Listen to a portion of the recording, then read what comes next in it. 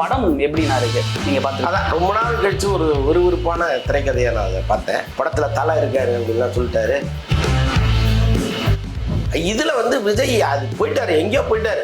அப்படி ஒரு வில்லத்தனம், ஒரு எம்ஆர் ராதாலாம் மிக்ஸ் பண்ணி அடிச்சிருக்கிறாரு. அப்போ இவ்வளோ மோசமான வில்லனா ஒரு ஆளால் நடிக்க முடியுமா அப்படின்னா ரொம்ப ஆச்சரியமா இருக்கு. எப்படி இதில் நடிக்க ஒத்துக்கிட்டாரு அப்படிங்கிறது. முக்கியமாக தான் காதலித்த ஒரு பெண்ணையே கழுத்து அறுக்கிறது இருக்குல்ல, அதெல்லாம் வந்து எந்த ஹீரோவும் ஒத்துக்க மாட்டாங்க. திடீர்னு சூர்யாங்கிற ஒரு கேரக்டரே இல்லாத மாதிரி சிவகார்த்திகேயனை கொண்டு வந்து அவர் தான் அடுத்த விஜய், அவர் தான் அடுத்த விஜய்னு சொல்லிட்டு இருக்கும்போது, ஆனால் விஜயே தன் வாயால் எனக்கு அப்புறம் இவர் தாங்கிற மாதிரி ஒரு டைலாக்கை போடுறாரு படத்தில். இந்த மக்கள்லாம் உன்னை நம்பி தான் நான் விட்டுட்டு போகிறாங்கிறது வந்து வெறும் படத்தில் வர டைலாக் இல்லை, ஏதோ ஒரு வெங்கட் பிரபு தன் சுயலாபத்துக்கு அதை எழுதியிருந்தாலும் பல விஷயங்கள் இருக்கு. அப்புறம் ரசிகர்கள் எதிர்பார்க்குற ஒரு விஷயம், இந்த படம் 1000 கோடி அடிக்கும்னு சொல்லிட்டு அவங்களோட ரசிகர்கள் எதிர்பார்க்குறாங்க. அது நடக்குமா? இல்லை, அதுக்கு பெரும்பாலும் வாய்ப்பு இல்லைங்கிற மாதிரி தான் எனக்கு தோணுது. ஏன்னா மொத்தத்தில் விஜய் ரசிகர்களுக்கு இந்த படம் விருந்தா அமையும் இல்லைனா? நிச்சயமா. ஏன்னா படத்துல 3 விஜய் இருக்காரு. அதுல ஆமா, 3வது விஜய விஜயகாந்த் அவர்கள் இருக்காங்க அப்படின்னு வந்து ஆல்ரெடி சொல்லிக்கிட்டே இருந்தாங்க. ஸோ படத்துலையும் அது இருப்பாங்கன்ற நம்ம எல்லாத்துக்குமே தெரியும். அதை எப்படி வந்து ஹேண்டில் பண்ணியிருக்காங்க, எப்படி காட்டியிருக்காங்க? எனக்கு அதுல வந்து கொஞ்சம் ஏமாற்றம். பேப்பர் வெயிட் சேனல் நேயர்களுக்கு வணக்கம். இன்னைக்கு நம்மளோட மூத்த பத்திரிகையாளர் அந்தணன் அவர்கள் தான் வந்து இருக்காங்க. ஸோ ஃபர்ஸ்ட் வணக்கம் படிலாம். வணக்கம். வணக்கம். வணக்கம். எப்படி இருக்கீங்க? நல்லா இருக்கேன். நல்லா. ஸோ இன்னைக்கு ரொம்ப ஒரு ஸ்பெஷல் டே அப்படின்னு வந்து சொல்லலாம். ஏன்னா விஜய் ரசிகர்கள் எதிர்பார்த்துட்டு இருந்த கோட் ரிலீஸ் ஆயிடுச்சு. நீங்க கண்டிப்பா பார்த்துருப்பீங்க. படம் எப்படின்னா இருக்கு நீங்க பார்த்து? அதான் ரொம்ப நாள் கழிச்சு ஒரு விறுவிறுப்பான திரைக்கதையை நான் அதை பார்த்தேன். அப்புறம் விஜய் ரசிகர்கள் தொடர்ந்து இந்த படத்துல அது இருக்குமா இது இருக்குமான்னு ஏகப்பட்ட எதிர்பார்ப்புகள். முக்கியமா அஜித் இருப்பார் அப்படிங்கிற மாதிரிலாம் தகவல்களை வெங்கட் பிரபுவே கிளப்பி விட்டாரு. படத்துல தலை இருக்காரு அப்படின்லாம் சொல்லிட்டாரு. ஸோ அது ஒரு பெரிய எக்ஸைட்மெண்ட்டா இருந்துச்சு எல்லாருக்குமே. என்னடா அது இப்படி சொல்றாரு, அதற்கெல்லாம் சாத்தியமே இல்லையே, அதை எப்படி கொண்டு வந்து கரெக்டாக கனெக்ட் பண்ண போறாரு அப்படிங்கிற மாதிரிலாம் பல பேருக்கு டவுட் இருந்துச்சு. ஆக மொத்தம் விஜய் ரசிகர்கள் கொண்டாடுகிற ஒரு படமா வந்திருக்கு. இதுல மெயினா பார்க்க வேண்டியது என்னன்னா வந்து அந்த டிஏஜிங் அப்படின்ற சொல்ற விஷயம் தான். ஏன்னா வந்து ஃபர்ஸ்ட் லுக் விடும்போதும் சரி, பாட்டு விடும்போதும் சரி, ரசிகர்களுக்கே வந்து ஒரு மனநிலை என்ன ஆயிடுச்சு அப்படின்னா வந்து இது ஒர்க் அவுட் ஆகாம போயிடுமோ அப்படின்றது வந்து இருந்தது. ஸோ படத்துல எந்த அளவுக்கு ஒர்க் அவுட் ஆயிருக்கு, ஃபேன்ஸ் எந்த அளவுக்கு என்ஜாய் பண்றாங்க அதை? ஆக்சுவலா வந்து நடுவில் இந்த செகண்ட் சிங்கில் ஏதோ ஒன்று வந்துச்சு. அப்போதான் வந்து இந்த டிஏஜிங் ஃபேஸை கொண்டு வந்து அவங்க இறக்குனாங்க. அதை பார்த்துட்டு ரசிகர்கள் வந்து கொந்தளிச்சுட்டாங்க. ஐயோ, நம்ம பார்த்த விஜயே இல்லையே, யாரோ ஒருத்தர் கொண்டு வந்து இறக்கிட்டாங்களே அப்படின்ட்டு. இத்தனைக்கும் விஜயும் வந்து என் முகம் வந்து பார்த்து பழகின ஒரு முகம், அதில் ரொம்ப நீங்கள் ஏதாவது பண்ணுறன்னு பண்ணிடாதீங்கலாம் சொல்லியிருக்காரு. அதையும் தாண்டி இவங்க பண்ணது பேக் ஃபயராக மாறிடுச்சு. ஆனால் நல்ல வேளையாக அந்த விமர்சனங்களை உடனடியாக கருத்தில் எடுத்துக்கிட்டு லாஸ் ஏஞ்சல்ஸில் சொல்லி டக்குன்னு எல்லாத்தையுமே மாற்றி ஓரளவுக்கு ஒரு லைட்டான ஒரு ஷேப் மட்டும் மாற்றி கொண்டு வந்துட்டாங்க. படமாக பார்க்கும்போது இப்போ ஆக்சுவலாக உங்களுடைய நோக்கம் என்ன அப்படின்னா, நிறைய படங்களில் டபுள் ஆக்ஷன் வந்திருக்கு. ஆனால் 2 நடிகர்களை ஒரு 2 வேடங்களில் பார்க்கும் பொழுது ரெண்டும் ஒருத்தர் தான் அப்படிங்கிற உணர்வோட தான் பார்ப்பாங்க. இந்த படத்தில் அந்த உணர்வு வரவே கூடாதுன்னு அவங்க நினச்சிருக்காங்க. ஸோ அதுக்காக தான் டிஏஜிங்க போய் அவங்க பண்ணது. கிட்டத்தட்ட அவங்க எண்ணம் வந்து நிறைவேறிருக்கு. இப்போ 2 விஜயும் படத்தில் வந்தால் கூட நம்ம ரெண்டும் ஒருத்தர் தான் நடிக்கிறாரு அப்படிங்கிற உணர்வே இல்லாமல் இந்த படம் ட்ராவல் ஆகுது. அதுதான் அவங்களுடைய டிஏஜிங் கிடைத்த வெற்றி. ஓகே, ஆக்டிங் எந்த அளவுக்கு பண்ணியிருக்காருன்னா விஜய்? அதெல்லாம் சொல்லணுமாங்க. விஜய் 2 விஜய் இருக்காரு. எத்தனை வருஷமா அவரு நடிச்சிட்டு இருக்கிறாரு. அது வந்து முக்கியமா வந்து அந்த எதிர்மறை கேரக்டர்ல யாரு பண்ணாலும், எந்த ஹீரோ பண்ணாலும் அது வந்து ஒரு கூடுதல் அட்டென்ஷன் வரும். அதெல்லாம் ரஜினி பிரிச்சு மேஞ்சிருவாரு. நீங்க சந்திரமுகி படத்துல எல்லாம் பார்த்துருப்பீங்க. ஸோ அப்படி வந்து ஒரு ஹீரோ வில்லனா பண்ணும் பொழுது அது வேறொரு இமேஜ் இருக்கும், வேறொரு ஒரு உயரத்துக்கு அவங்க போவாங்க எப்பவுமே. இதுல வந்து விஜய் அது போயிட்டாரு, எங்கேயோ போயிட்டாரு. அப்படி ஒரு வில்லத்தனம், ஒரு எம்ஆர் ராதாலாம் மிக்ஸ் பண்ணி அடிச்சிருக்கிறாரு. அவர் அடிக்கிற நக்கல், அந்த அந்த நையாண்டி, அதே ஒரு குரூரம், அது எல்லாமே ரொம்ப ரொம்ப பயங்கரமா இருக்கு. என்ன அதுல வந்து ஒரு ஆச்சரியம் அப்படின்னா, அரசியலுக்கு வரப்போகிற ஒரு நடிகர் வந்து இமேஜ் ரொம்ப பார்ப்பார். ஏன்னா வந்து இது வந்து ஓட்டா கன்வெர்ட் ஆகிற ஒரு சூழல் இருக்கும். அப்போ இவ்வளோ மோசமான வில்லனா ஒரு ஆளால் நடிக்க முடியுமா அப்படின்னா ரொம்ப ஆச்சரியமா இருக்கு. எப்படி இதில் நடிக்க ஒத்துக்கிட்டாரு அப்படிங்கிறது. முக்கியமாக தான் காதலித்த ஒரு பெண்ணையே கழுத்து அறுக்கிறது இருக்குல்ல, அதெல்லாம் வந்து எந்த ஹீரோவும் ஒத்துக்க மாட்டாங்க. ஸோ அதெல்லாம் வந்து ரொம்ப துணிச்சலாக பண்ணியிருக்காரு. நிஜமாவே அந்த கேரக்டரை நீங்கள் ஃபாலோ பண்ணிகிட்டே இருக்கலாம்.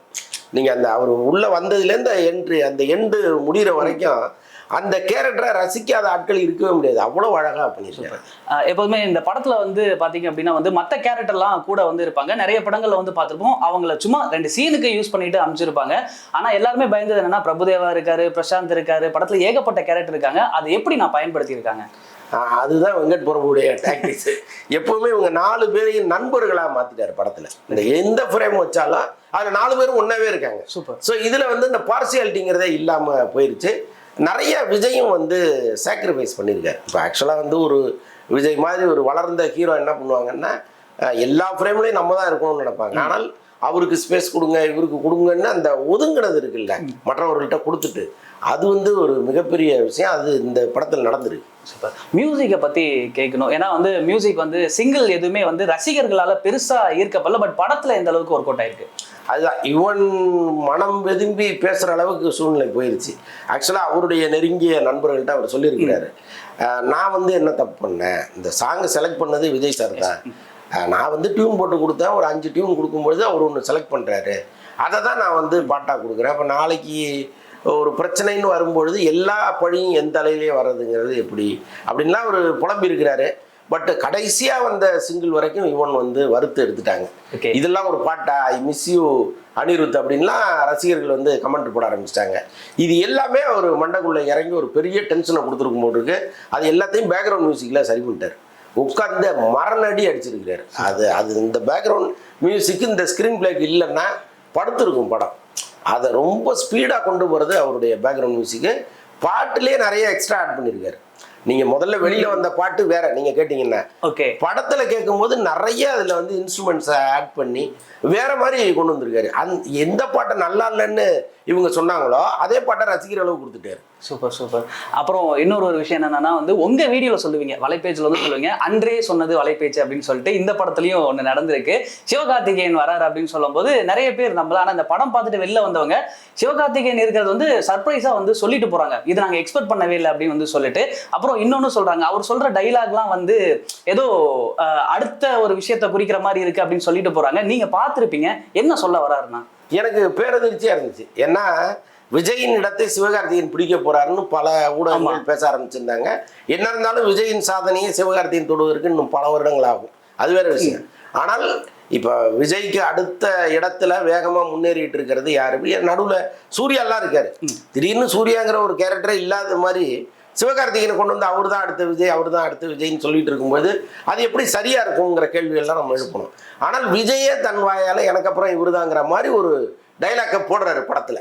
இந்த மக்கள்லாம் உன்னை நம்பி தான் நான் விட்டுட்டு போறாங்கிறது வந்து வெறும் படத்துல வர டைலாக் இல்லை, அது ஏதோ ஒரு குறியீடாக நம்ம எடுத்துக்க வேண்டியதா இருக்கு. அது சிவகார்த்திகேயனுக்கு கிடைத்த மிகப்பெரிய பிளஸ். அது இப்ப விஜய் ரசிகர்கள் எல்லாருமே சிவகார்த்திகேயனுக்கு ஆதரவா திரும்புற ஒரு சூழல் உருவாயிருக்கு. அதை வந்து சிவகார்த்திகேயன் தன்னுடைய சாதுரியத்தால் அடைஞ்சிட்டாருன்னு தான் நான் நினைப்பேன். ஏன்னா சிவகார்த்திகேயன் மாதிரி ஒரு மிகப்பெரிய இடத்துல இருக்கிற ஒரு ஹீரோ இந்த மாதிரி ஒரு படத்துல கேமியோ வர்றதை வந்து பெரும்பாலும் விரும்ப மாட்டாங்க. கண்டிப்பா எதுக்கு இதை அப்படி காமிச்சிட்டு போயிடுவாங்க, அது எதுக்கு தேவையில்லாத வேலைன்னு நினைப்பாங்க. ஆனால் இவரா வந்து வாலண்டரியா வெங்கட் பிரபுட்ட தளபதி படத்துல நான் இருக்கணும், எனக்கு வந்து ஒரு வாய்ப்பு கொடுங்கன்னு கேட்டு உள்ள வரும்போது அதற்கான மரியாதை செய்யணும்னு விஜய் நினைக்கிறார். ஸோ அதற்காக போடப்பட்ட டைலாக் தான். என்னதான் வெங்கட் பிரபு தன் சுயலாபத்துக்கு அதை எழுதியிருந்தாலும் ஏன்னா அடுத்து சிவகார்த்திகேயன் வச்சு படம் பண்றாரு, பல விஷயங்கள் இருக்கு. அவர் சிவகார்த்திகேயன் வந்து கவுத்து விட்டுறக்கூடாது. ஏன்னா நடுவில் புறநானூறு படத்துக்கு போறாரு அவர். அவருடைய 25வது படம் வந்து புறநானூறா இருக்கக்கூடுங்கிற மாதிரி ஒரு தகவல் வருது. இன்னொரு பக்கம் வெங்கட் பிரபு சத்யஜோதி படம் ஒன்று ரெடி ஆகிருக்கு. இப்போ இதை விட்டுட்டு இங்கே போனாருன்னா அது இவருக்கே ஒரு கௌரவ குறைச்சலா மாறும். ஸோ இதெல்லாம் இருக்கும் பொழுது இப்படியெல்லாம் கொஞ்சம் ப்ரைஸ் பண்ணோம்னா வந்துருவாரு அப்படிங்கிற நினைப்பா கூட இருக்கலாம். ஆக மொத்தம் வெங்கட் பிரபுவும் விஜய் சேர்ந்து சிவகார்த்திகேயனை தூக்கி ஒரு மேல கொண்டு வந்து வச்சுட்டாங்க. அப்போ அபிஷியலாவே அனௌன்ஸ் பண்ணிட்டாங்க அப்படின்றது கிட்டத்தட்ட அப்படிதான் எடுத்துக்கணும். ஓகே, ஆமா.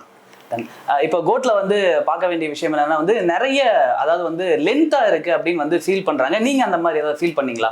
எப்பவுமே 3 மணி நேர படம் வந்து ஆபத்து தாங்க. அது எவ்வளவு நல்ல படமா இருந்தாலும் 3 மணி நேர படங்கிறது ரொம்ப ஆபத்து. இப்போ இந்த படத்துல ஸ்கிரீன் பிளே வந்து ஒரு டைட்டான ஸ்கிரீன் பிளேயா இருக்கு. அப்படி இருந்து சில இடங்கள்ல லேக் இருக்கு. அப்போ இதை வந்து நீங்க சரி பண்ணியிருந்தீங்கன்னா ஒரு 2.5 மணி நேர படமா கொடுத்துருந்தீங்கன்னா படம் ஓடுறதே தெரிஞ்சிருக்காது. அப்போ எவ்வளவு ஒரு நல்ல படமாக அது மாறி இருக்கும். இப்போ என்ன இருந்தாலும் விமர்சனங்கள் வரும், சில இடங்களில் டிவைடடு ஒப்பீனியன் இருக்குது, படம் போர் அடிக்குதுன்னா சில பேர் சொல்கிறாங்க. அது புரியல, ஒருவேளை அவங்க பார்க்கும்பொழுது அவங்களுக்கு அப்படி இருந்திருக்கலாம். ஆனால் அந்த எண்ணத்தை கூட இந்த அரை மணி நேரம் எக்ஸ்ட்ரா இருந்தது தான் உருவாக்கியிருக்கும்.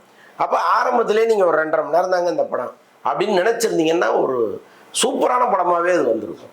அப்புறம் ரசிகர்கள் எதிர்பார்க்குற ஒரு விஷயம், இந்த படம் 1000 கோடி அடிக்கணும்னு சொல்லிட்டு அவங்களோட ரசிகர்கள் எதிர்பார்க்குறாங்க, அது நடக்குமா? இல்லை, அதுக்கு பெரும்பாலும் வாய்ப்பு இல்லைங்கிற மாதிரி தான் எனக்கு தோணுது. ஏன்னா இன்னைக்கு படம் ரிலீஸ் ஆயிடுச்சு, சில இடங்களில் வந்து இதுக்கு நேர்மறையான விமர்சனங்கள் இருக்குது, சில இடங்களில் எதிர்மறையான விமர்சனங்கள் இருக்குது. இப்போ ஆந்திராவிலலாம் இந்த படத்தை வந்து இன்னும் கொஞ்சம் பெட்டராக இருந்திருக்கலாங்கிற அளவுக்கு ரசிகர்கள் பேசுகிறாங்க. கேரளாவிலேயே கூட ஒரு டிவைடட் ஒப்பீனியன் இருக்குது. அப்போ ஃபுல் ஸ்விங்கில் ஒரு படத்தை நீங்கள் அடிக்கும்போது தான் இப்போ நீங்கள் சொல்கிறதெல்லாம் நடக்கும். பட் தமிழ் சினிமாவை பொறுத்த அளவுக்கு 1000 கோடி வசூல் பண்ண படம் பெருசாக எதுவுமே இல்லை. நம்ம தான் தொடர்ந்து சொல்லிகிட்டே இருக்கோம் 1000 கோடி 1000 கோடின்னு, அப்படி இல்லை. ஆமாம், மொத்தத்தில் விஜய் ரசிகர்களுக்கு இந்த படம் விருந்தா அமையும் இல்லைனா? நிச்சயமா. ஏன்னா படத்தில் 3 விஜய் இருக்காரு, அதில் ஆமாம் 3வது விஜயை நீங்கள் நினைச்சே பார்க்க முடியல, அவ்வளவு பர்ஃபெக்டாக இருக்குது. சஞ்சயை பார்க்குற மாதிரி இருக்குது. விஜயினுடைய பையன் சஞ்சய் இருக்காருல்ல, அவரை பார்த்தா எப்படி இருக்கும் உங்களுக்கு? அப்படி ஒரு விஜய் வராது, அது ரொம்ப பர்ஃபெக்டாக பண்ணியிருக்காங்க. இப்போ இந்த வில்லன் விஜய் வந்து ஓரளவுக்கு அந்த விஎஃப்எக்ஸில் கொஞ்சம் முன்ன பின்ன இருக்குங்கிற மாதிரி ஒரு விமர்சனம் இருந்தால் கூட அந்த 3வது விஜயை ரொம்ப பர்ஃபெக்டாக பண்ணியிருக்காங்க.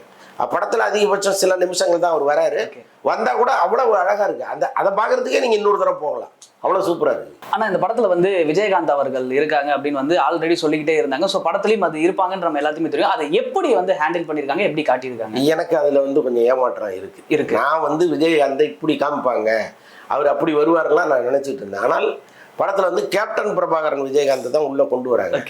ஆனால் அதில் ஒரு சஸ்பென்ஸ் இருக்குது, அதை நான் உடைக்க விரும்பல. பட் பர்ஃபெக்டாக இருக்கான்னா இல்லை. நீங்கள் விஜயகாந்தாவே கொண்டு வந்திருக்கலாம், அதையே வேறொருத்தர் உடம்புல கொண்டு வராங்கங்கிறது நமக்கு தெரியல. அதை தவிர்த்துருக்கலாம் அவங்க.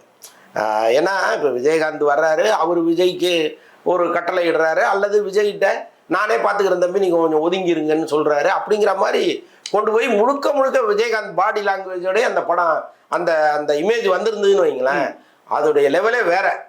ஆனால் அதை கொஞ்சம் மாற்றி பண்ணணும்னு நினச்சி பண்ணியிருக்காங்க, அது ஃபெயிலியர் தான். திரிஷா அதில் வந்து ஸ்பெஷல் என்ட்ரியாக ஒரு டான்ஸ் ஆடி இருக்காங்க. ஆனால் நிறைய பேர் வந்து சொல்லிட்டு போகிறது, திரிஷா வந்தாலுமே அந்த டான்ஸ் அவ்வளோ பெருசாக எங்களை ஈர்க்கலை அப்படின்னு வந்து சொல்கிறாங்க. ஸோ அதை எப்படி பார்க்குறீங்கன்னா? அதாங்க, இந்த பூஜா கிட்ட பாட்டு ஒன்று வரும் பீஸ்டில், அது மாதிரி ஒரு பாட்டு இன்னொரு முறை விஜய்க்கு அமையுமான்னு எனக்கு தெரியல. அப்படி ஒரு டான்ஸு பர்ஃபார்மன்ஸு, அதில் வந்து ஒரு கால்வாசி கூட திரிஷா ஆடல.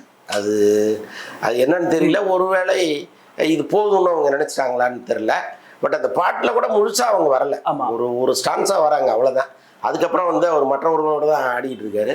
ஸோ அதையும் கொஞ்சம் முழுசா பண்ணியிருக்கலாம், அதுவும் ஒரு சின்ன ஏமாற்றம் தான். உங்களுடைய நேரத்துக்கு ரொம்ப நன்றி. மீண்டும் ஒரு நிகழ்ச்சியில் சந்திப்போம்.